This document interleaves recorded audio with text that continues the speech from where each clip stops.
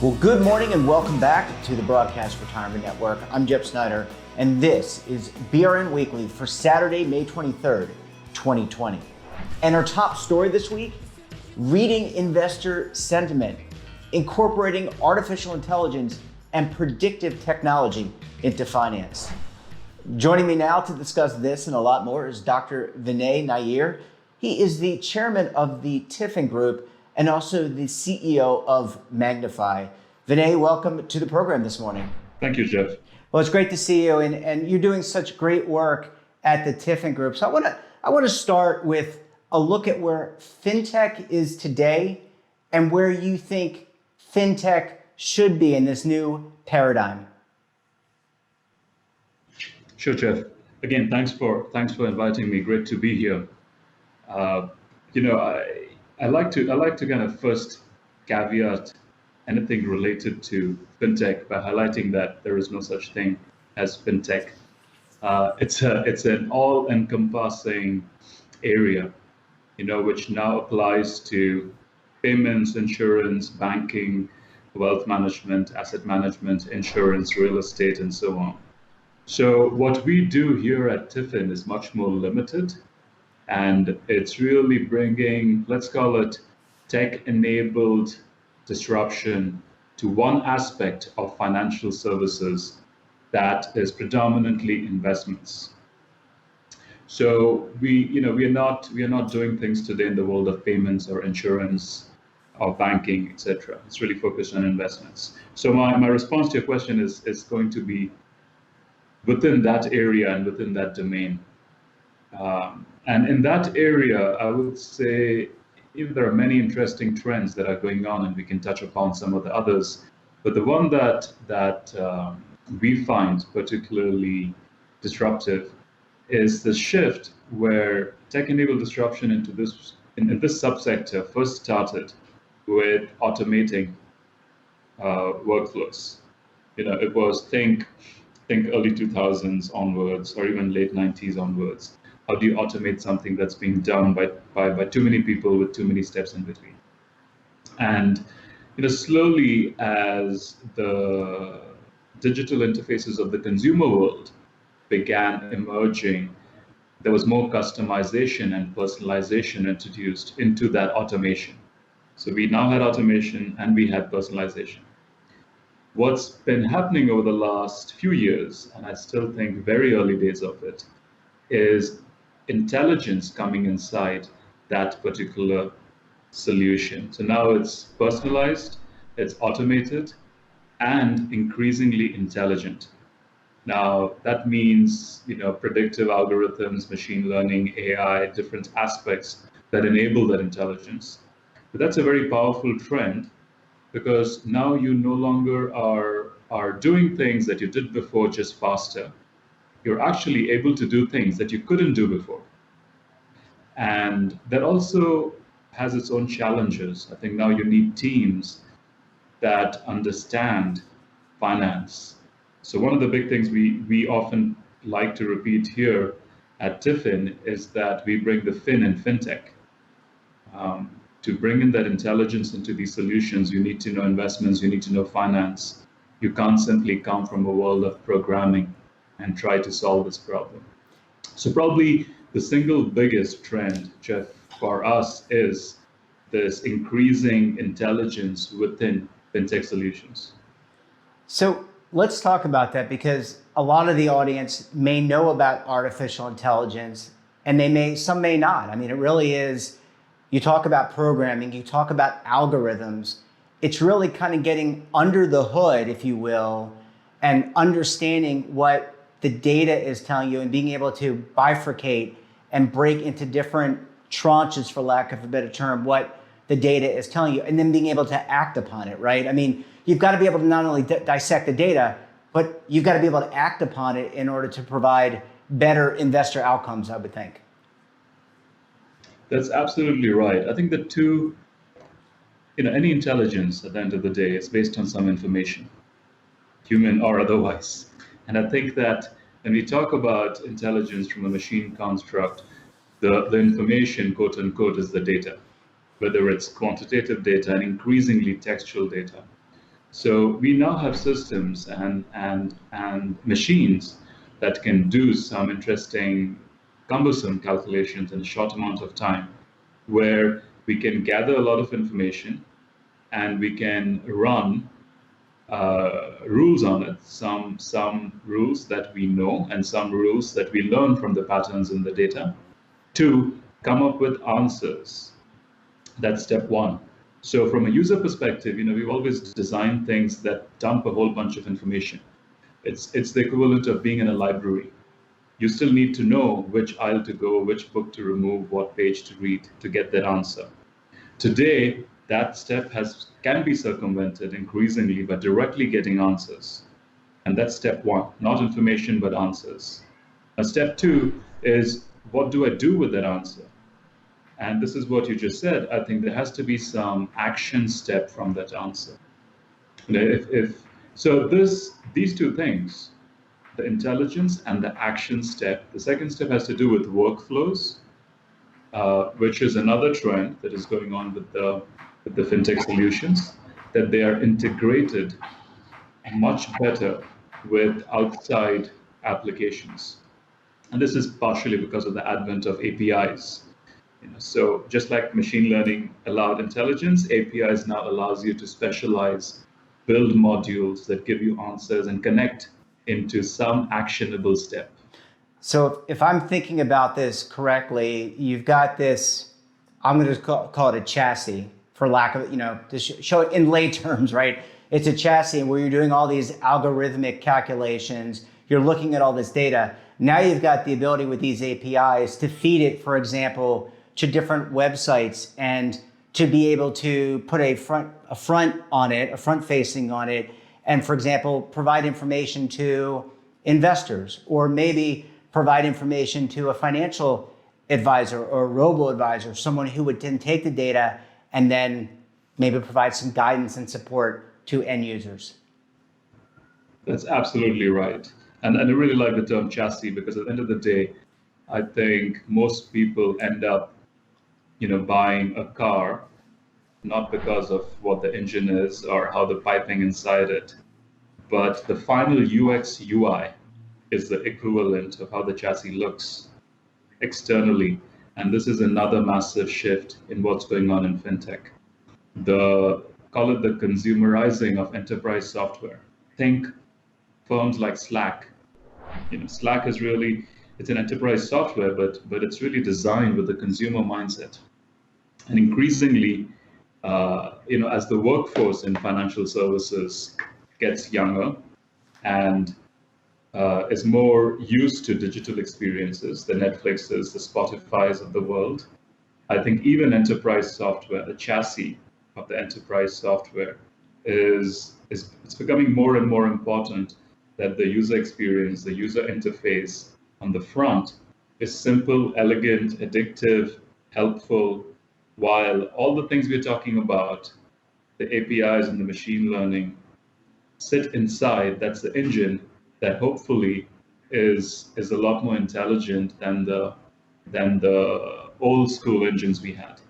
And by and large, when you look at, we talk a lot about retirement on this show, but when you look at the savings of the average American, or the fact that many Americans don't even go into their 401k as an example and change their asset allocation over time, this really presents a lot of application opportunities to improving those outcomes for those individual Americans, whether they are, like I said, going through a robo-advisor, whether they're working with their record keeper like a Fidelity or a Vanguard, right? I mean, there are so many ways to take this data and then help people save more and get better outcomes from investing in the stock market or investing in their retirement future. That's right. And one of our investors and board members at Tiffin was an early founder in a firm called Yodlee. And he often mentions this anecdote that when they did surveys, both there and in a larger platform he's part of, the most end clients, investors, preferred visiting a dentist than going to a financial advisor. That's true. And I think that tells you the level of anxiety just the whole topic creates and brings about for the typical consumer, let's call it. And unfortunately, I think that's a result of several factors. One of which is simply we've made finance more complex than it needs to be, more expert speak than it needs to be, and the industry has largely functioned as a push-down distribution system. That's changing, and hopefully we can play a role in part of that change, because increasingly as you're building interface systems that engage you and help you answer questions and give you actionable steps, it also learns about you and can use that learning to make it more engaging. So one of our firms, for example, is profiling investors in a way to understand how purpose-driven they are, how security-oriented they are, what are their viewpoints before we even suggest portfolios. So it's no longer a purely, call it, risk-based score that shows up that most investors don't understand, but it's more holistic in how they want to express themselves through their investments. And the retirement piece is an important one, because we found that exactly in the survey for that firm, we found that the 10 years, 55 to 65, prior to, call it, retirement, regardless of your demographic, regardless of your income levels, regardless of where you lived, coasts or Midwest or South, everyone becomes a lot more security conscious relative to other dimensions. So I think that there is truly an opportunity through these trends that we spoke about to engage end investors and provide for much better outcomes that start with the client, rather than the product. Yeah, I would agree with you. I think when you look at the education system as it relates to basic financial literacy, financial education, it needs an improvement. And it sounds like you and the team at Tiffin really have mapped something out that really can benefit people of all generations. And we need to start younger, not older per se. Well, Vinay, always a pleasure catching up with you. Congratulations. All the best to you and the Tiffin Group. And we look forward to having you on the program again very soon. Thank you, Jeff. Look forward to it. Thanks, Vinay. Great to see you. And when we come back, we'll take a look at the best segments for the week right here on BRN Weekly.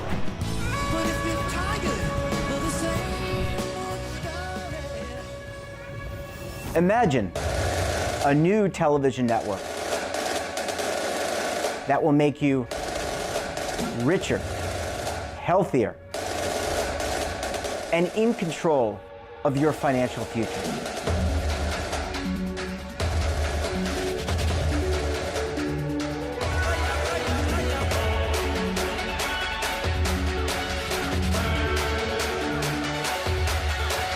This network is for the policewoman in Nashville, Tennessee, the baker in Dubuque, Iowa, the teacher in Lexington, Kentucky. We want to make the idea of savings and retirement culturally relevant. But what do you see as a defining issue of the midterms, especially for the smaller businesses? I mean, they are the lifeblood of the American economy.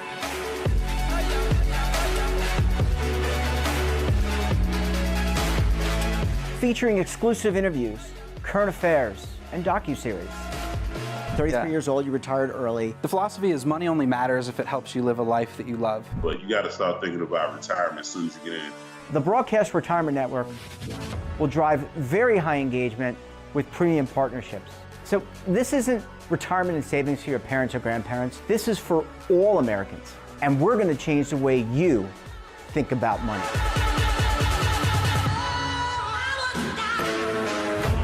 Welcome to the next frontier of retirement and savings. This is BRN, the Broadcast Retirement Network. The windows on our homes, they protect us and the ones we love, but they do much more. At Renewal by Andersen, making your home more comfortable is at the center of every window we make. It's why we custom build our windows in America, and install them in as little as 1 day. It's why we build our frames with exclusive FIBREX composite material that's 2 times stronger than vinyl. It's why our glass helps keep your home warmer in winter, cooler in summer, and quieter all year long. It's why we stand behind every window with a 20-year limited warranty. Why not help lower your energy costs while giving your home and family the best? Call 1-800-835-6525 to schedule a free in-home consultation. Buy one, get one at 40% off with this special offer. Plus, get special financing with no money down, no monthly payments, and no interest for 1 full year. Renewal by Andersen, the better way to a better window. Call 1-800-835-6525 now. Welcome back. On Monday, I sat down with Tara Falcone. She is the founder of Rise Up, and we discussed the financial straits of many of America's military families. Let's take a look.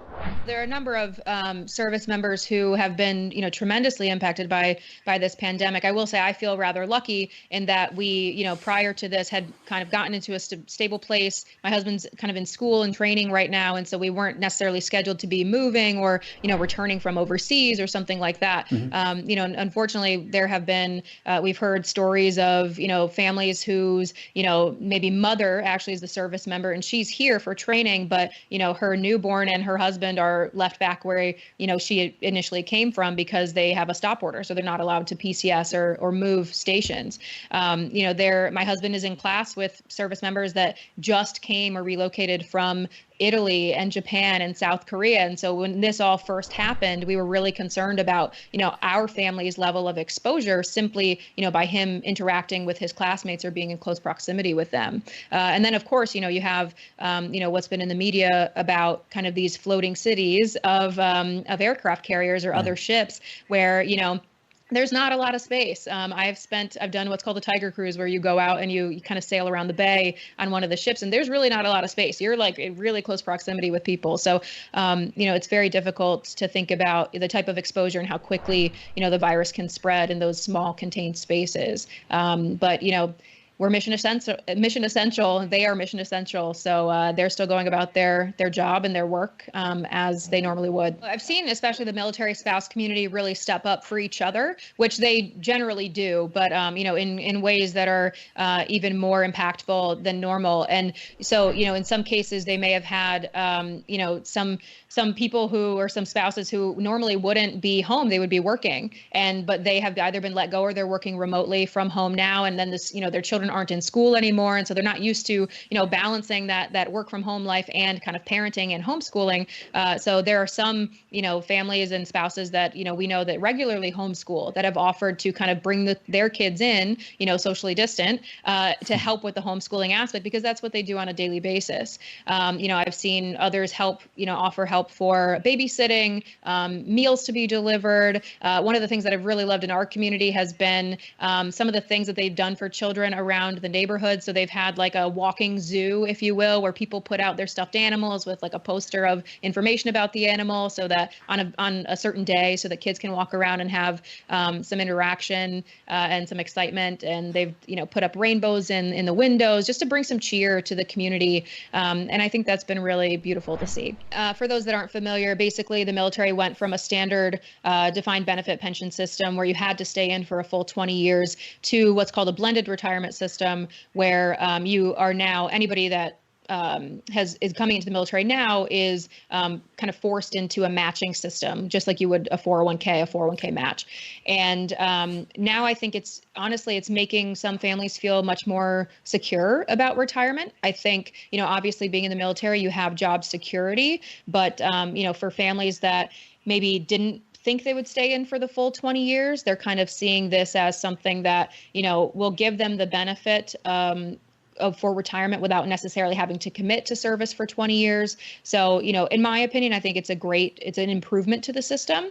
And of course, if you want to stay in the full 20 years, you would still get that defined benefit, but it's just a bit lower than it would have been before. I think people feel like they have a bit more control over their financial futures and their, retirement in the long run. And I think that's always a positive. I don't do anything kind of formally for the military. I've offered planned, but that hasn't really come to fruition. There's kind of longstanding contracts that are very difficult to get through. But one of the things that I found interesting, actually, in February, before all of this happened, my husband and I attended an Air Force Innovation Conference in Las Vegas called FIBREX, and they were talking about family wellness, basically family wellness and preparedness. And we got there and they were kind of talking about the 4 pillars of wellness that the Air Force had defined. And I kind of raised my hand and I was like, I don't see, financial wellness anywhere on here. And we had some airmen that were in the room and they're like, yeah, I need so much help with my finances. And I'm very proud to say that by the end of that 2-day conference, financial wellness was marked as a pillar that should be considered by the Air Force. And now as they're going out to kind of find RFPs for a wellness solution for the Air Force, that financial wellness is a pillar of a solution that they're looking for. So, I'm trying to kind of, bring change behind the scenes, I guess, if you will, in the ways that I can. And that's one of the ways that I've been doing that. And on Wednesday, I caught up with GoRo Studios owner Garrett Roberts to see how he is transforming his business and his financial needs during this pandemic. Let's take a look. It's a whole new world, as we're all experiencing. We're all trying to adapt to the new norm. So I think I've adapted rather well. And this is something that, is unfortunate, but I think a lot of good is going to come out of this for a lot of people. I've started kind of a new business that I've been trying to start and have been meaning to start for the last 5 to 6 years.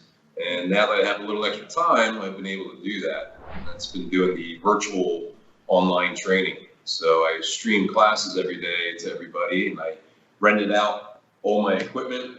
And so I've learned how to market to other rowing clubs and organizations around the world. So that's been a learning experience as far as like the multimedia side is concerned, but also the videography, which I'm learning a heck of a lot about, more than I actually wanted to know. And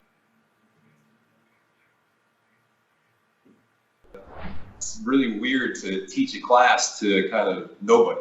Where I'm used to teaching, to 10 people. It's, I think all of that experience with teaching the classes to in-person individuals has helped me kind of visualize, training people. So I pretend that I'm still teaching a class to a group of people, but it's a little weird sometimes. It's like, hey, good job, everybody. It's like, I'm up to now 42 classes that are in my archive. So, if you watch the progression from my first class to the class I did yesterday, it's like night and day. Now I got like microphones and new cameras and stuff. I've upgraded everything, and that's just life-changing and a complete game changer, But it's just practice. And we're all talking, and trying to come up with different ideas. From the restaurants, I'm friends with a number of the restaurant and bar owners, and trying to come up with new little game plans, like the beer garden that's right downstairs. They finally opened up again a couple weeks ago, where I told them, like, hey, you know what, just open up a small section of the grill. You don't have to offer the entire menu or anything. And, people had, this whole collection of alcohol as well. So now the mayor allowed the bars to sell, or to go, even if it's on tap. They got containers now that you can pour the beer right into cups and you can sell it to go, or even some places are allowed a delivery. But as far as fitness studios go, we're all talking, trying to come up with a little game plan. Maybe we can have like a video of all of us, or I'll teach a 15-minute segment, and the bar studio will teach a 5-minute segment, and the spin studio will teach a 15-minute segment or something like that. Well, that's one of the reasons why I'm doing these home videos. I try to do my classes and conduct my classes in a way where, you can do the exercises anywhere in your home.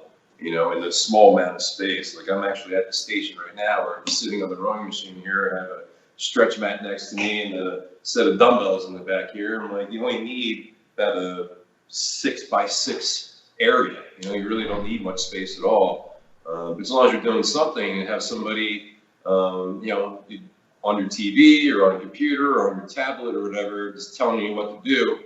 The hardest part is just initiating it. So as soon as you turn on the live stream or whatever it is, just start doing it. It's usually right after that first time where it kind of gets you the incentive and the motivation to kind of continue it for days to come. And that wraps up this episode of BRN Weekly. But as you know, we're not done for the week, because tomorrow, members of academia, financial services, and the media come together to analyze all the news in retirement markets, technology, personal finance, and so much more, or the BRN Sunday podcast. You're not going to want to miss this week's show. Lots of news, lots of analysis. So until then, I'm Jeff Snyder. Stay safe, keep on saving, and don't forget, roll with the changes.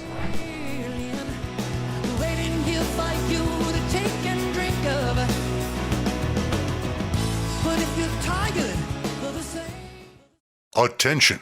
The Centers for Medicare and Medicaid Services has officially authorized new benefits that Medicare Advantage plans may include. To get the benefits you deserve, you can call the Medicare Coverage Helpline. Hi, I'm Joe Namath. If you're on Medicare, this is important information. I called the Medicare Coverage Helpline and they instantly looked up my coverage. In this one simple call, they offered to enroll me in a plan that includes rides to medical appointments, private home aides, doctors and nurses' visits by telephone, and even home-delivered meals. The plan also includes dental, vision, hearing, and prescription drug coverage, all at no additional cost. Don't delay. Call to see if the new benefits are available in your area. Call the number on your screen now. It's free. Call 1-800-757-1451. That's 1-800-757-1451.